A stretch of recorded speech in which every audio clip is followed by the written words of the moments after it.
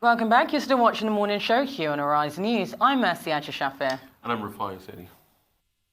Well, with the recent traffic situation on the Lagos-Ibadan expressway, the citizens of Nigeria have constantly lamented the impact of this gridlock on national development. The bitter experiences and the long hours leave much to be desired.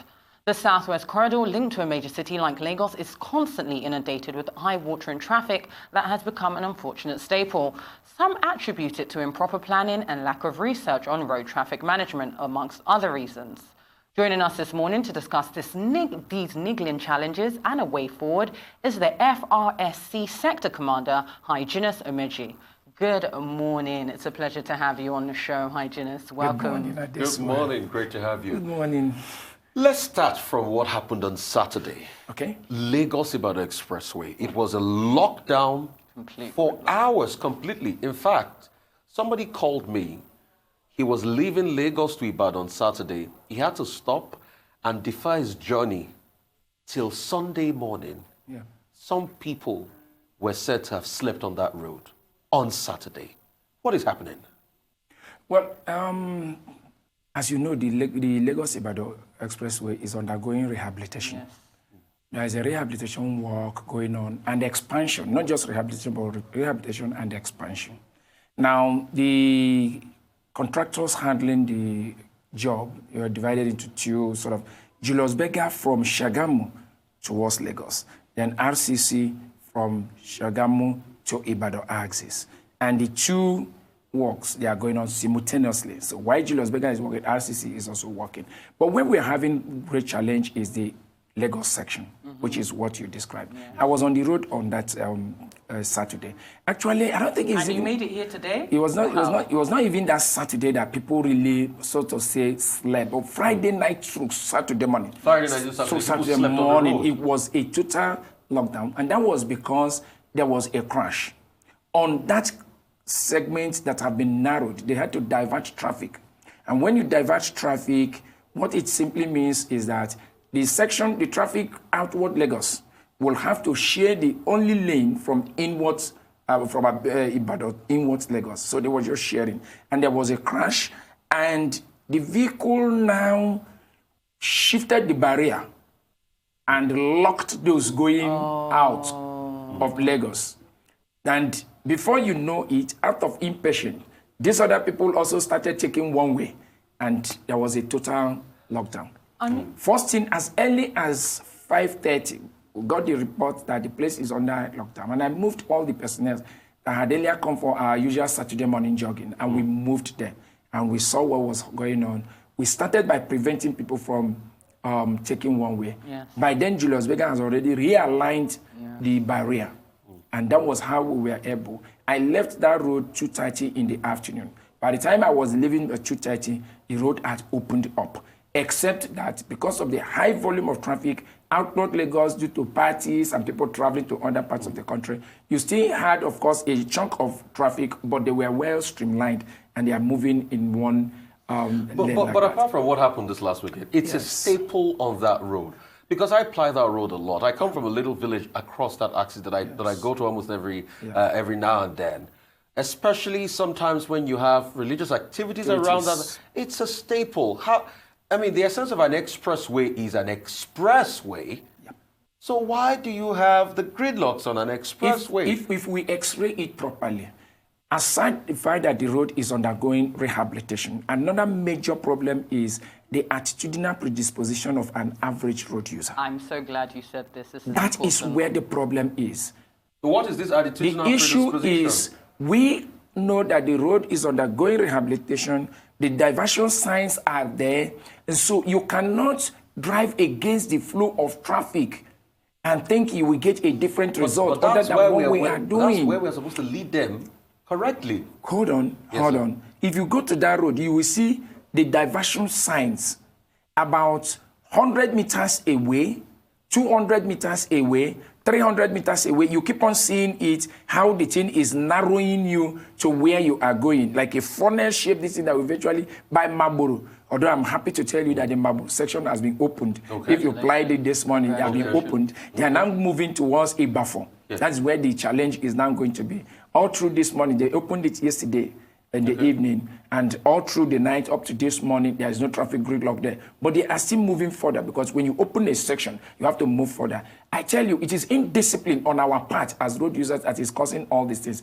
On no condition must you drive on the expressway, and I'm emphasizing it as you did emphasize. You say on the expressway, no part of the world that somebody will be driving on the highway or on the expressway and you drive against the flow of traffic. You are risking jeopardizing your own life, your safety, and the safety of every other motorist. Now, Hygenus, I have to interject there because you have spoken very well, and to be fair, I'm not going to argue with you. I appreciate that there was an accident, but the question remains, what is going to be done about this? Because a simple accident should not be enough to actually derail a whole expressway. This is one of the major expressways in Lagos. It's a massive problem. And you're right, when you talk about the attitudes of the average Nigerian, especially within traffic, that is a challenge. But this is also part of the challenge of your body. What are you doing to ensure that these things no longer happen? Let me be honest with you. There is something that ought to have been done, but was not done. Which was? And that is that, ideally, when you want to carry out a work of that magnitude, yes, we should have gotten a collateral route. Yes. Before we embark, on that. It was not part of the contractual obligation.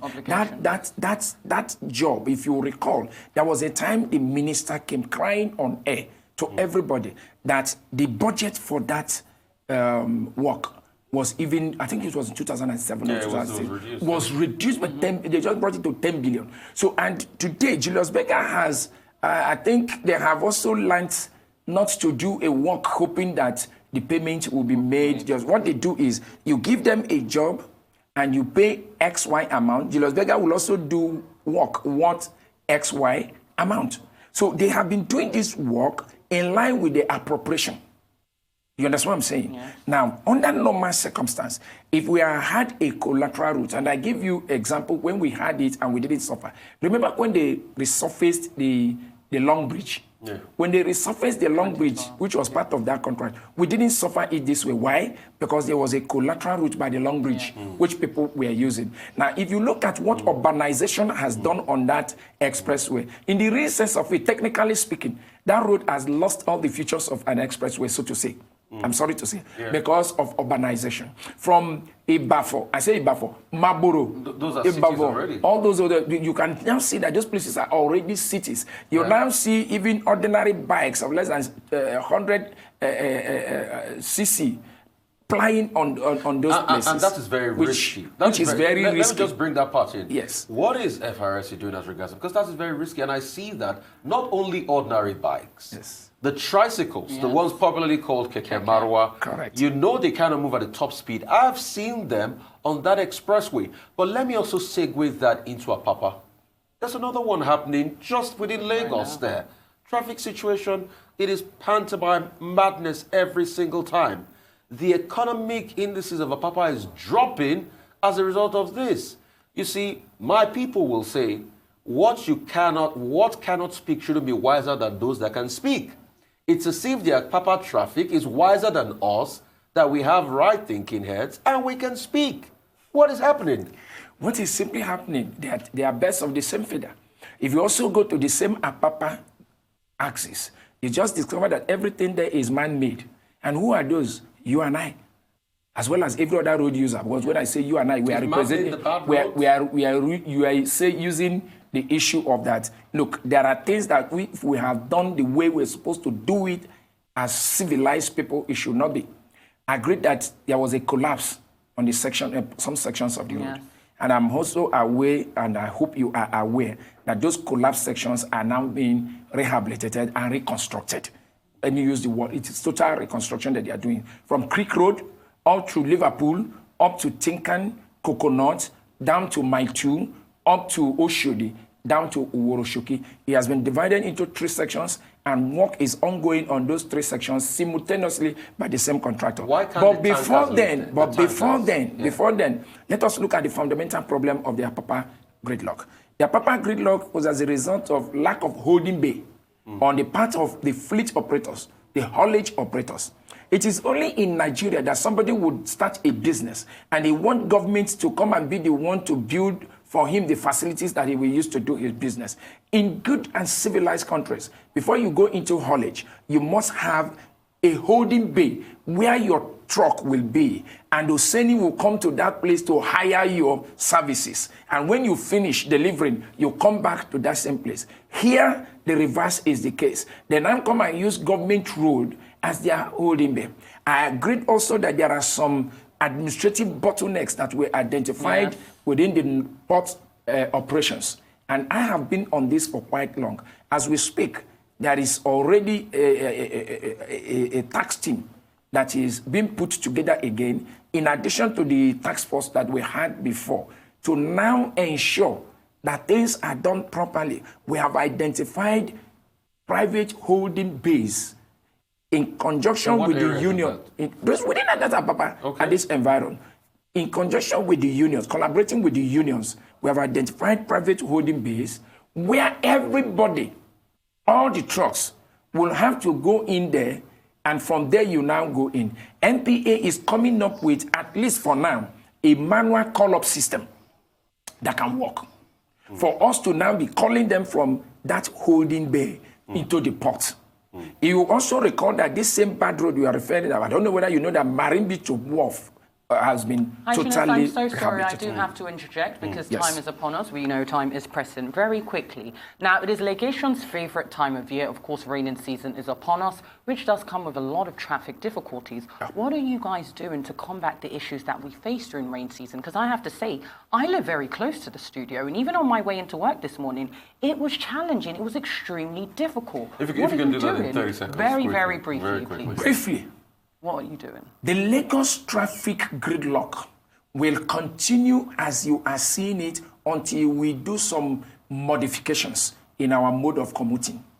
And this one, there's no part of the world where everybody takes his vehicle into the road. In an average home in Lagos, you have 3 vehicles going out the way. What you are having is that the volume of traffic is more than the road network. I'm happy that the state government have brought high-capacity buses. Most cities you see, the rain shouldn't be making it worse. High-capacity buses, you need to park and ride on those buses so that we can reduce the number of vehicles on the road. Mr. Omeje, thank you It's very important. Thank you so Why much. we also obey traffic rules and regulations. Thank you so much. Thank you very One much. thing that is certain that this traffic issue in Lagos is always a recurring Desma. I will constantly talk about this and other sundry issues on the morning show. It's been a great morning this morning.